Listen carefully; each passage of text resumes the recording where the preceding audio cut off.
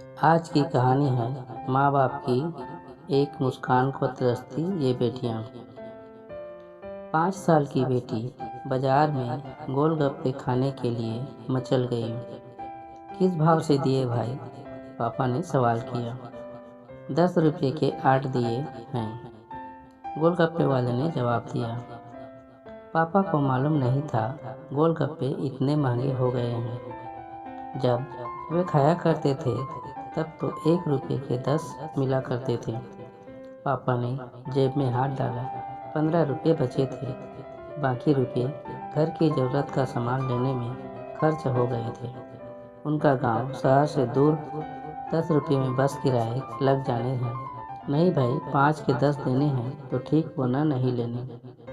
यह सुनकर बेटी ने मुंह फुला लिया। अरे अब चलो भी, नहीं लेने इतने महंगे। पापा के माथे पर लकीरें उभर आईं। अरे खा लेने दो ना साहब, अभी आपके घर में है तो आपसे लाड़ भी कर सकती है।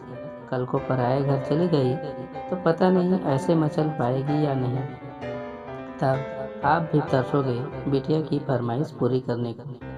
गोलगप्पे वाले के शब्द थे तो चुभने वाले, पर उन्हें सुनकर पापा की अपनी बड़ी बेटी की याद आ गई, जिसकी शादी उसने 3 साल पहले एक खाते पीते पढ़े लिखे परिवार में की थी। उन्होंने पहले साल से ही उसे छोटी छोटी बातों पर सताना शुरू कर दिया था। 2 साल तक वह मुट्ठी भर भर के रुपये उनके मुंह में ठूंसता रहा, पर उनका पेट भरता ही चला गया। और अंत में एक दिन सीढ़ियों से गिरकर बेटी की मौत की खबर ही मायके पहुंची। आज वह छटपटाता है कि उसकी वह बेटी फिर से उसके पास लौट आए और वह चुन चुन कर उसकी सारी अधूरी इच्छाएं पूरी कर दे। पर वह अच्छी तरह जानता है कि अब यह असंभव है। दे दूं क्या बाबूजी? गोलगप्पे वाले की आवाज़ से पापा की तंद्रा टूटी। अरे रुको भाई, 2 मिनट। पापा पास ही पंसारी की दुकान थी, उस पर गए जहाँ से ज़रूरत का सामान खरीदा था। खरीदी गई 5 किलो चीनी में से 1 किलो चीनी वापस की तो 40 रुपये जेब में बढ़ गए। फिर ठेले पर आकर पापा ने डबडबाई आंखें पोंछते हुए कहा, अब खिला दे भाई। हाँ, तीखा जरा कम डालना, मेरी बिटिया बहुत नाजुक है। सुनकर 5 वर्ष की गुड़िया जैसे बेटी की आंखों में चमक आ गई और पापा का हाथ कसकर पकड़ लिया। जब तक बेटी हमारे घर में है उनकी हर इच्छा जरूर पूरी करें। क्या पता आगे कोई इच्छा पूरी हो पाए या ना हो पाए। ये बेटियां भी कितनी अजीब होती हैं। जब ससुराल में होती हैं तब मायके जाने को तरसती हैं और सोचती हैं कि घर जाकर माँ को ये बताऊंगी, पापा से ये मांगूंगी, बहन से ये कहूंगी, भाई को सबक सिखाऊंगी और मौज मस्ती करूंगी। लेकिन जब सच में मायके जाती हैं तो एकदम शांत हो जाती हैं, किसी से कुछ भी नहीं बोलती।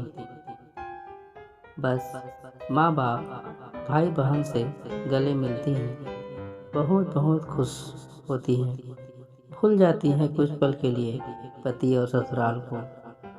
क्योंकि एक अनोखा प्यार होता है मायके में, एक अजीब कशिश होती है मायके में।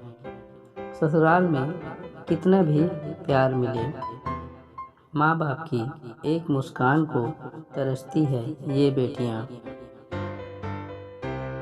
ससुराल में कितना भी रोएं, पर मायके में एक भी आंसू नहीं बहाती ये बेटियाँ।